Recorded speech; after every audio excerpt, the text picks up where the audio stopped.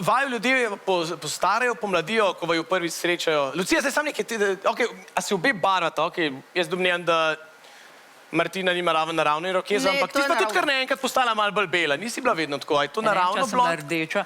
Ne, včasih bi mogla biti siva, pa se je zdaj malo zblajhala, pa to, ker ni bilo časa za frizerja, ker nimam denarja, pa tudi tle ne bo nič prišlo, vidim. V glavnem, ne, jaz sem čas rdeča in sem recimo, nisem se redno barvala in sem imela tle siv flek in je brat rekel, da zgledam, kot da me je postral metalik ptič. In pa sem rekla, pa sem pa sivo pobarvala. Pa bo kar bo, ne? In ko sem bolj rjava, ka siva, zaenkrat. Tako da zaenkrat se še barvam, še par let, pa sem še naravno, pa čau, razumeš, ne? Imate kakšno tako prigodo, se vam je kdaj kaj zgodilo, da vam je kdo zelo postaral ali pa zelo pomladil? V bistvu mene načeloma pomladijo, ampak zato zdaj, ker se obnašam neodgovorno. Ampak kvečemo imam bolj problem s tem, da jaz se ne zavedam, koliko sem stara. Ja, mislim, jaz imam 40, kmalu nimam pojma. In potem, ko vidim svojo sovrstnico, sem prepričana, da je ona absolutno premlada za karkoli počne.